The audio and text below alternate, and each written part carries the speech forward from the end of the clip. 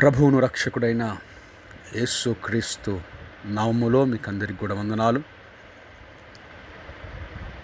ప్రియ సహోదర సహోదరులారా, ఈ యొక్క లాక్డౌన్ సమయంలో ప్రభువు మిమ్మల్ని పోషిస్తున్నాడని నేను విశ్వసిస్తున్నాను. ఎందుకంటే మన దేవుడు పోషించే దేవుడు. కరువు కాలంలో ఏలియాకు ఆహారమునిచ్చిన దేవుడు, సరేఫాతులో ఉన్నటువంటి విధవరాలను 3.5 సంవత్సరాలు పోషించిన దేవుడు. ఆయన ఇప్పటికీ కూడా సజీవుడై ఉన్నాడు. నిన్న నేడు నిరంతరం ఏకరీతిగా ఉన్న దేవుడు. తనను ఆశ్రయించిన వారికి అందరికీ ఆయన సహాయం చేసే దేవుడు. వాక్యంలో ఉంది కదా, సింహము పిల్లలైనా లేమి కలిగి ఆకలి కొంటాయేమో కానీ ఆయన యందు భయభక్తులు గల వారికి ఏమీ కొదువలేదు. ఇట్టి వాగ్దానము ప్రభువు మీ జీవితంలో నెరవేర్చి మీ కుటుంబానికి మీకు సమృద్ధికరమైనటువంటి ఆహారమును పోషణను ఆయన అనుగ్రహించునుగాక. ఆమేన్. మంచిది. పరిస్థితులు ఏమైనా కూడా మన ఆత్మీయ స్థితి మాత్రము ఎన్నడూ కూడా దిగజారిపోకూడదు. మందిరాలు మూతబడ్డాయి, ప్రార్థనలు ఆదివారం ప్రార్థనలు ఆగిపోయాయి.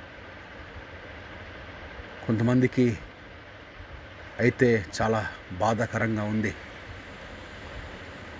సమాజంగా కూడుకోలేకపోతున్నామని. ఇంకా కొంతమందికి అయితే ఇదే మేలుకరంగా ఉంది. అయితే నా ప్రియ సహోదరుడు సహోదరి, మనం దూరంగా ఉన్నా కూడా దేవునితో మాత్రం మనం దగ్గరగా ఉండాలి.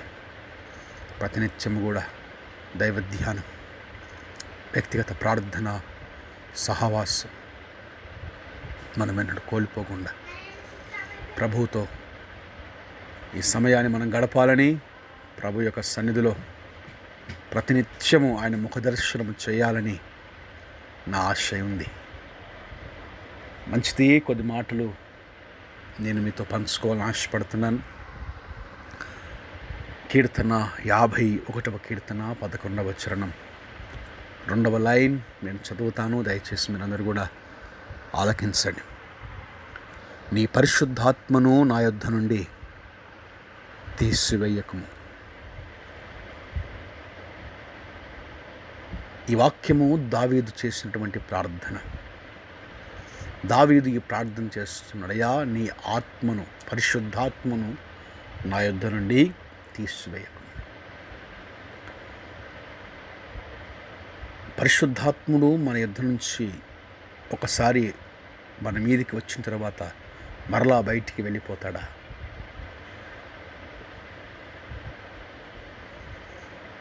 అవును. ఒకవేళ ఆయన వెళ్ళిపోతే ఎందుకు ఆయన వెళ్ళిపోతాడు? కొన్ని మాటలు ఈ ధ్యానం చేద్దాం. ఈ మాట ద్వారా ప్రభు నాకు అందించిన మాటలు మీకు తెలియజేస్తాను. మొదటి సమూయేలు గ్రంథం 16వ అధ్యాయం. బైబిల్ ఉన్నవారు దయచేసి మీ బైబిల్ దగ్గర పెట్టుకొని నాతో పాటు బైబిల్ తెరిచి చదవండి.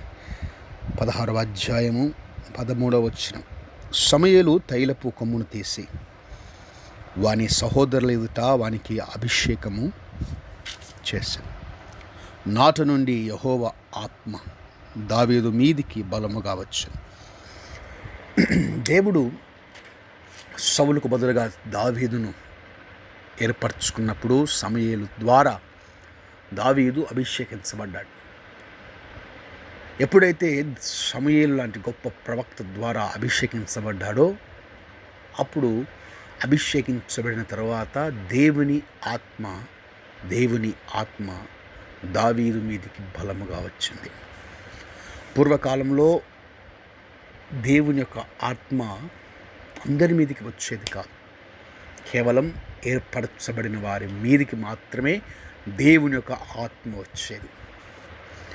బైబిల్లో మనం చూస్తాం, హెబ్రీ భాషలో రాయబడిన పదం ఇది ఎలోహిం.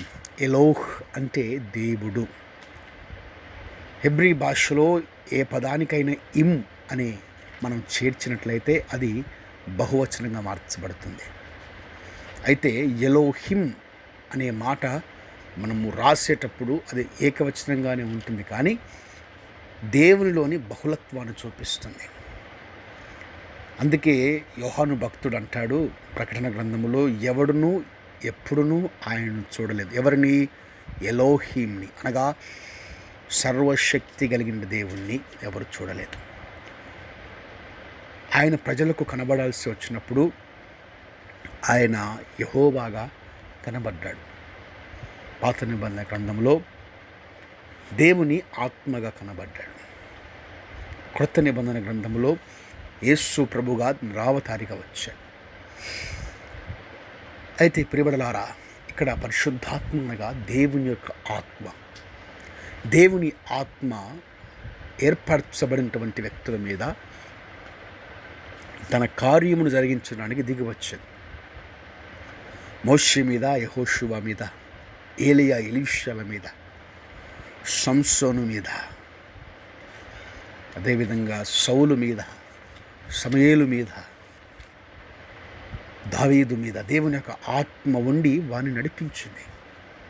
వారి ద్వారా గొప్ప కార్యాలు దేవుడు చేశాడు. అయితే దావీదు మీద కూడా దేవుని యొక్క ఆత్మ దిగి వచ్చింది. అయితే కొత్త నిబంధన కాలంలో మాత్రం సంఘము మీద దేవుని ఆత్మ కుమ్మరించబడింది. మేడగది మీద 120 మంది ప్రార్థన విజ్ఞాపనల ద్వారా దేవుని ఆత్మ అగ్ని వలె ఒక్కొక్కని మీద వ్రాలినప్పుడు అందరూ ఆత్మచేత నింపబడ్డారు. It's given to every one. మనుషులందరి మీద నా ఆత్మను కుమ్మరిస్తాను. ఎవరైతే దేవుని సన్నిధికి వచ్చి పాపములో క్షమించబడిన తర్వాత, మారు మనసు పొంది నీటి బాప్తీసం, ఆత్మ బాప్తీసం పొందుకున్న తర్వాత ప్రతి ఒక్కరి మీద కూడా దేవుని ఆత్మ దిగి వస్తుంది. ఆత్మ ద్వారా నడిపించబడతారు. అందుకే పౌలు అంటాడు, పరిశుద్ధాత్మను దుఃఖపరచబడే, పరిశుద్ధాత్మను దుఃఖపరచబడే. దేవుని రక్తంలో కడగబడిన మనం ఒక్కసారి దేవునికి విధేయులము కాకుండా అవిధేయులమైనప్పుడు మనలో ఉన్నటువంటి ఆత్మ దుఃఖపడతాడు. మనలో ఉన్నటువంటి దేవుని యొక్క ఆత్మ దుఃఖపడుతుంది. అయితే దావీదు విషయంలో కూడా అదే జరిగింది. అందుకే ప్రార్థన చేస్తున్నాడు దావీదు, నీ పరిశుద్ధాత్మ నా యొద్ద నుండి తీసివేయకు. ఇదే అధ్యాయంలో మనం ఇంకొక వ్యక్తి గురించి కూడా మనం ఆలోచన చేస్తే, సౌలు మీద కూడా దేవుని యొక్క ఆత్మ దిగి వచ్చింది. సౌలు ఇజ్రాయేలుకు మొట్టమొదటి రాజుగా ఉన్నాడు. మొట్టమొదటి రాజుగా ఉన్నటువంటి సౌలు దేవుని చేత అభిషేకించబడ్డాడు. 10వ అధ్యాయం మొట్టమొదటి వచనంలో మనం చూస్తే, యెహోవా నిన్ను అభిషేకించి తన స్వాస్థ్యము మీద అధిపతిగా నియమించి ఉన్నాడు అని సమూయేలు సౌలును అభిషేకించాడు. 10వ వచనం మనం చదివితే, ప్రవక్తల సమూహం అతనికి ఎదురుపడగా దేవుని ఆత్మ బలముగా అతని మీదికి వచ్చెను. అతడు వారి మధ్య ఉండి ప్రకటన చేయుచుండెను. దేవుని యొక్క ఆత్మ సౌలు మీదికి దిగి వచ్చినప్పుడు ప్రవచనాలు చెప్తున్నాడు, ప్రకటన చేస్తున్నాడు. తద్వారా కొన్ని యుద్ధములు చేశాడు. ఇజ్రాయేల్ ప్రజలకు జయాన్ని సమకూర్చాడు. అయితే జరిగిన విషయం చెప్తానండి. దేవుడు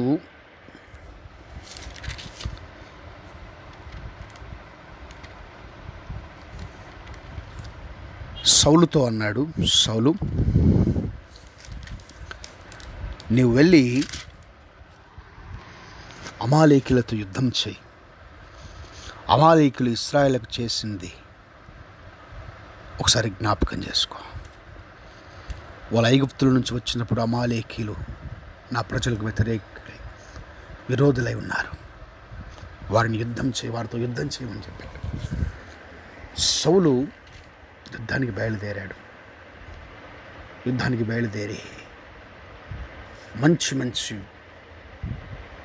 గొర్రెలను, పశువులను చంపకుండా పక్కన పెట్టి, హగగు రాజును చంపకుండా పక్కన పెట్టి, వీటన్నిటిని దేవునికి బలివ్వాలి అని తీసుకొచ్చాడు. దేవుడు సమూయేలుతో అన్నాడు, సమూయేలు చూడు, నేను ఏమీ మిగల్చకుండా చేయమంటే సౌలు మిగిల్చుకుని వచ్చాడు, నాకు అవిధేయుడయ్యాడు, అతని రాజ్యం నేను తీసివేస్తాను. ప్రియ సహోదరుడా, సహోదరి, చిన్న విషయానికి రాజ్యాన్ని తీసేస్తాడు ఆయన. దేవుడు అంత కఠినుడా? సమయాలు పరిగెత్తుకుంటూ సౌలు దగ్గరికి వెళ్తాడు. సౌలు అంటాడు, అయ్యా, ప్రభువు చెప్పింది మొత్తం చేశానే అని. ఏం చేసావురా? ప్రభువు చెప్పింది మొత్తం చేస్తే నా చెవులకు వినబడుతున్నటువంటి శబ్దం ఏంటి? అవన్నీ దేవునికేనయ్యా. ఆ గొర్రెల శబ్దాలు, పశువుల శబ్దాలు దేవునికే. అప్పుడు సమూయేలు ఒక మాట అంటాడు అక్కడ, 15వ అధ్యాయం 22వ వచనం, మొదటి సమూయేలు గ్రంథం. తాను సెలవిచ్చిన ఆజ్ఞను ఒకడు గైకొనటం వలన యెహోవా సంతోషించినట్లు ఒకడు దహన బలులను అర్పించటం వలన ఆయన సంతోషించునా? ఆలోచించు, బలులు అర్పించుట కంటే ఆజ్ఞను గైకొనుటయు, పొటేళ్ళు క్రొవ్వు అర్పించుట కంటే మాట వినటము శ్రేష్టం. ఏమర్పిస్తావు ఆయనకు? నీ బలులు ఆయనకు అవసరం లేదు. బలుల కంటే ముఖ్యం ఏంటంటే ఆయన మాట వినడము. ఆయన మాట వింటే బలి అర్పించినట్లే. ఏమర్పిస్తావు? అవన్నీ ఆయన ఇచ్చినాయి. మాట వినడం శ్రేష్టం. అయితే ఒక విషయం చెప్తానండి. దావీదు మీదకి దేవుని యొక్క ఆత్మ దిగి వచ్చింది. దావీదు తప్పు చేశాడు. సౌలు మీదకి దేవుని యొక్క ఆత్మ దిగి వచ్చింది. సౌలు తప్పు చేశాడు. అయితే గమనించాల్సిన విషయం, దావీదు పశ్చాత్తాపడ్డాడు, కానీ సౌలు పశ్చాత్తాపడలేదు.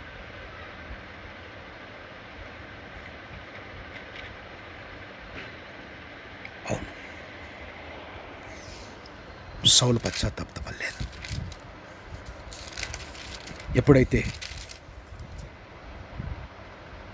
ఈ కార్యము చేశాడు, అప్పుడు దేవుని యొక్క ఆత్మ సౌలును విడిచిపెట్టిపోయింది. 16వ అధ్యాయం 14వ వచనం, యెహోవా ఆత్మ సౌలును విడిచిపోయి యెహోవా యుద్ధ నుండి దురాత్మ ఒకటి వచ్చి అతన్ని మెరుపుగా. ఎప్పుడైతే దేవుని యొక్క ఆత్మ అతన్ని విడిచిపెట్టిపోయిందో, దురాత్మ పట్టినవాడుగా సౌలు మనం చూస్తాం.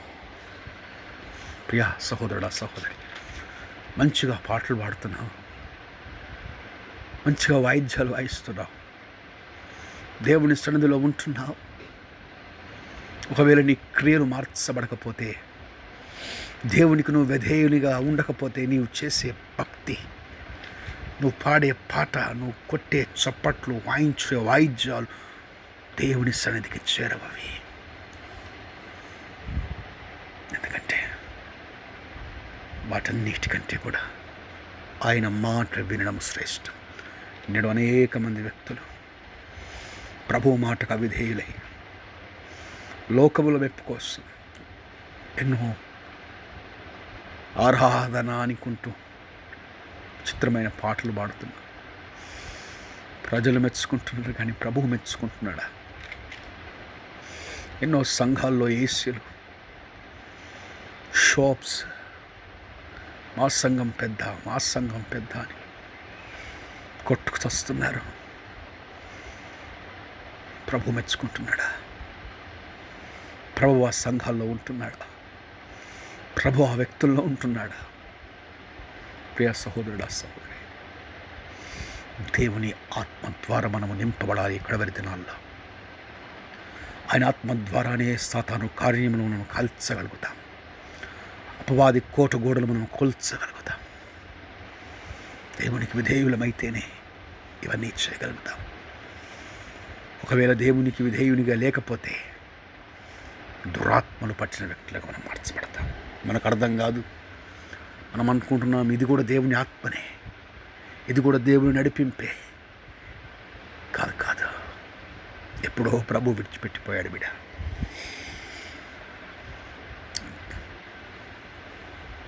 పిచ్చోడైపోయాడు సౌలు. అక్కడ కొంతమంది అంటున్నారు, అయ్యా, నీకు పట్టిన దయ్యం పోవాలంటే ఆత్మచేత నింపబడిన ఒక ఆరాధకుడు కావాలి. ఎవరున్నారు? ఇదిగో గొర్రెలు కాచుకునే ఒక వ్యక్తి. పిలిపించండి. దావీదు వచ్చి ఆత్మపశుడై పాట అందుకని వాయిస్తుంటే సౌలుకు పట్టిన దురాత్మ బయటికి పారిపోయింది. ప్రియ సహోదరుడా, నువ్వు స్తుతిస్తున్నప్పుడు కార్యాలు జరుగుతున్నాయా? నువ్వు ప్రార్థిస్తున్నప్పుడు కార్యాలు జరుగుతున్నాయా? నువ్వు పాట పాడుతున్నప్పుడు దేవుని కార్యాలు చూడగలుగుతున్నావా? దావీదు ఆత్మచేత నింపబడి పాడుతున్నప్పుడు, వాయిద్యాలు వాయిస్తున్నప్పుడు సౌలుకు పట్టిన దురాత్మ విడిచిపెట్టిపోయింది. అయినా సౌలులో మార్పు లేదు బిడా. మరలా విధేయుడయ్యాడు. దావీదు బలము పొందుకొని దేవుని యొక్క ఆత్మ ద్వారా సింహమును చంపాడు. దేవుని యొక్క ఆత్మ ద్వారా ఎలుగుబడిని చంపగలిగాడు. దేవుని యొక్క ఆత్మ ద్వారా గొల్యాతును చంపగలిగాడు. దావీదు దగ్గర కత్తి లేదు, బాణము లేదు, ఈటలు లేవు, డాలు లేదు, చిన్న గులకరాయి. ప్రభు యొక్క ఆత్మచేత నింపబడిన వానికి ఏమీ అవసరం లేదు బిడ్డ. దేవుని నామము చాలు.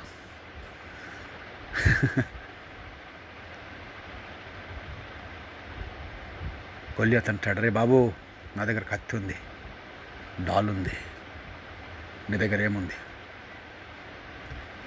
దావీదు అంటాడు, యెహోవా నామమును నేను వస్తున్నాను. దేవుని యొక్క ఆత్మచేత నింపబడిన వానికి ఆయన నామం చాలు. ఆయన నామం ఉచ్చరించినప్పుడు దయ్యాలు పారిపోతాయి, సాతాను యొక్క దుర్గములు కూలిపోతాయి.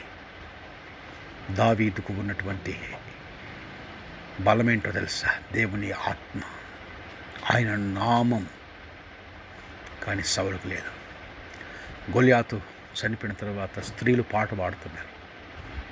సౌలు 1000 కొలదిని చంపితే దావీదు 10,000 కొలదిని చంపాడు. అక్కడ రాయబడిన మాట, నాట నుండి సౌలు విషపు చూపును దావీదు మీద నిలిపాడు. ఎప్పుడైతే విషము చూపు నిలిపాడో మరలా దురాత్మ అతన్ని పట్టింది. ఈ దురాత్మ ఏం చేస్తుందంటే దావీదును చంపాలి. రాజ్యాన్ని విడిచిపెట్టాడు, అడవుల వెంటే వెళ్ళాడు. దావీదు ఎక్కడ దొరికితే అక్కడ చంపుదాం, ఎక్కడ దొరికితే అక్కడ చంపుదాం. నువ్వు అభిషేకించబడ్డావు సౌలు. ఎందుకు? ఇశ్రాయేలును పరిపాలించడానికి. తన తన స్థితి ఏంటో మర్చిపోయాడు. దేవుడిచ్చినటువంటి ఆ యొక్క ప్రణాళిక మర్చిపోయాడు. దావీదును చంపాలని ఆశ మాత్రం ఒక్కటే సౌలును వెంటాడు.